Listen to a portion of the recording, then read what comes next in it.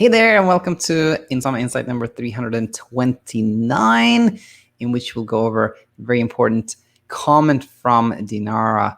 First of all, though, I want to thank everybody for all the warm and kind words in the comment section yesterday, where I talked about my new book, Set It and Forget It. Thanks so much, everyone. And I again want to say that the book would never have happened. Like, it couldn't have happened. I could never learned what I did learn if it wasn't for people like yourself who've shared your stories and asked questions, etc. So thank you again. All right. So with that said, let's take a look at this question. This is a question from Insomnia Insight number 314, where I talk about the gas and brake model, which we'll talk about a little bit here as well. And the question from Dinara reads as follows. Hi there. You say that it's better to spend less time in bed, but doesn't it work like a break when I want to do something in my bed and I think, oh no, I shouldn't do it. I won't sleep if I read, for example. And this is a really common question, but when Dinara placed that question of, won't it wake me up if I read, for example, in bed, in the context of the gas and brake model, it became like really interesting trying to answer that question. And it was not easy to do that in the comments section. I tried to do it in the comments, so I thought I'm going to make a video about this because I really want to answer this important question.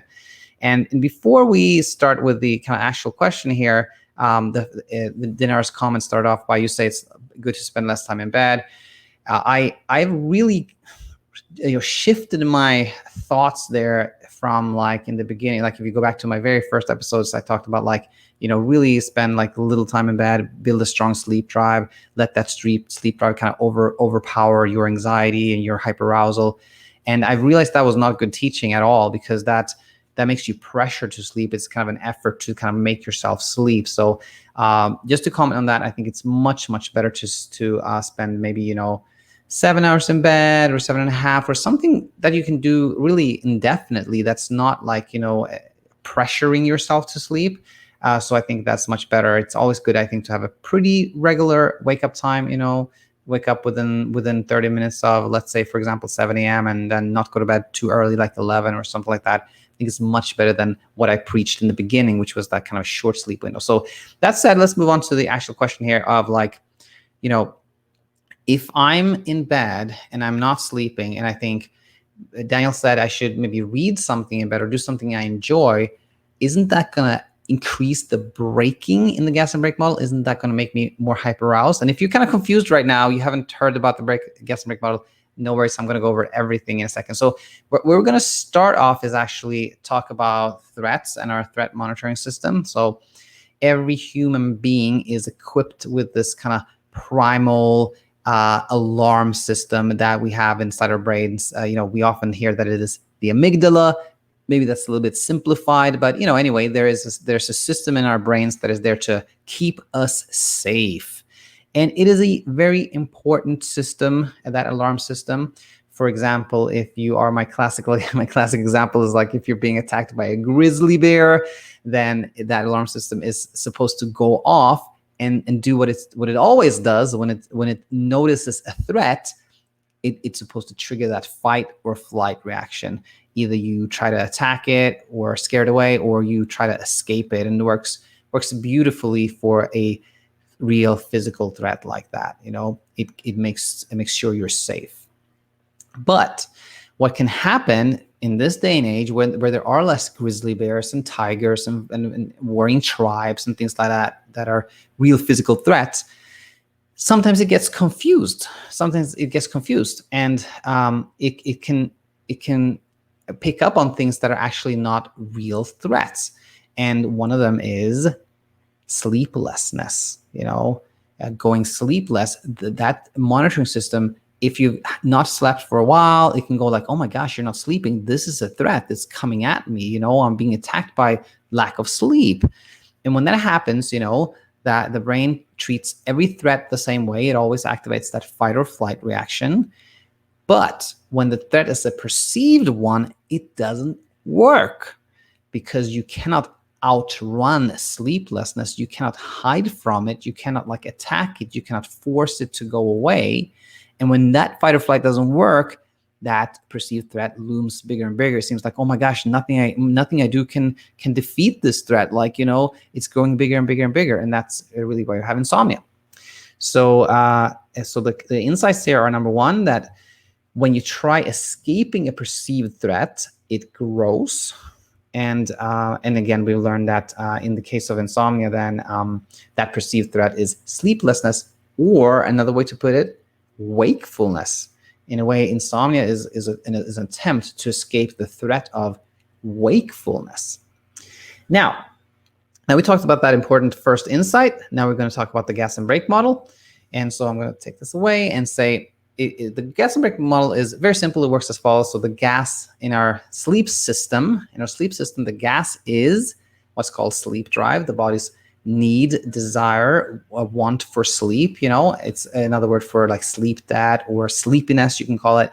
And the only thing that increases that sleep drive is wakefulness. So the longer you're awake, the more sleep drive you have. That's the gas.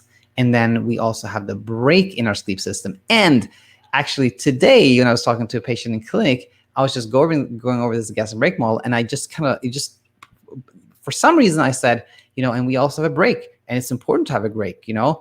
Having a brake is very important. And I realized that was actually a good part of this analogy, because there are very, very real circumstances where you don't want to sleep. You don't want to have all gas. You need a brake.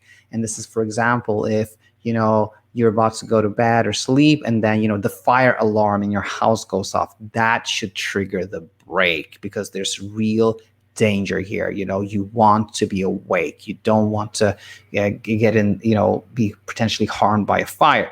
So the second insight here is that the brake in our sleep system, which is that hyperarousal, when our emotional state goes into a higher stage, that is a safety stop. And another way of thinking about it is like, way back in the day when we lived outside, in the forests and whatnot, and there were potentially like wolves, outside there in the dark. Another good reason to have a safety stop. So it's for a good reason that we have that brake, the safety stop in our sleep system. Now, third insight here, or actually, as I put it a second here, is that when we brake for that fire alarm, or we brake for that wolf in the neighborhood or something like that, that is a good safety stop. That's a good stop. But when the braking occurs for that perceived threat we talked about before, then it's a problem. We're not supposed to.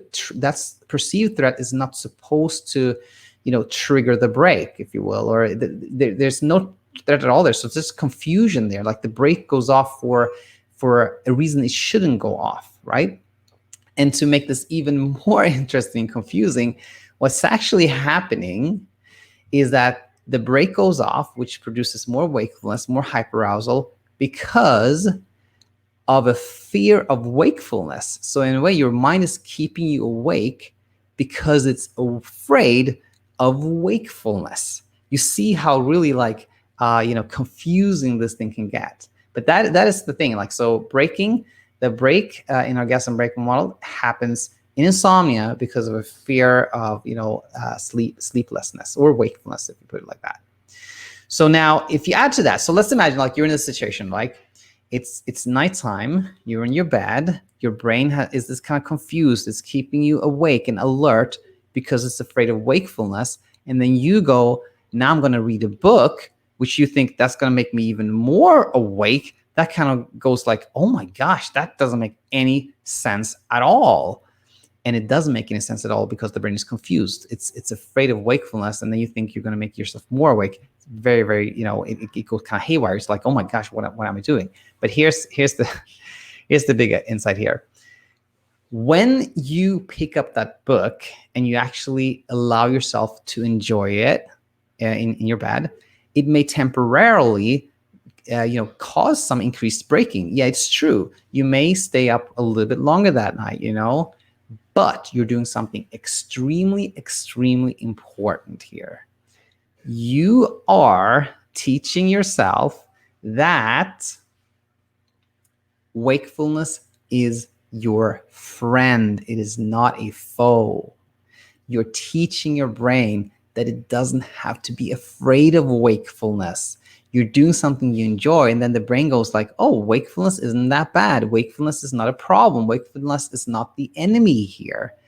And that's when the magic starts to happen. That's when the whole confusion that started the whole insomnia thing starts to go away. And after a while, when the brain is like, oh my gosh, I was just confused. Wakefulness is not a problem at all. Wakefulness is something I can enjoy. It's a time where I can enjoy reading a book. Then you really start sleeping well. I hope this made like total sense today, and especially for you, Dinara, and everybody else that's tuning in. And if it doesn't, if you're still kind of confusing, then please send a question to questions@thesleepcoachschool.com, or just leave a comment, and I'll be very, very glad to answer it. And then finally here, if anybody is, if you find all you need in this videos, then that is perfect. If anybody out there wants in my opinion, the best value on the planet you can get from a sleep coaching app, then check out BedTyme. I was really, really glad today. I woke up this morning and somebody left a super nice review where they said that the price is incredible, can't compare with anything else. That made me really, really happy this morning. So with that said, thanks so much for all your support and for tuning in here. I will be back tomorrow. Until then, take it easy.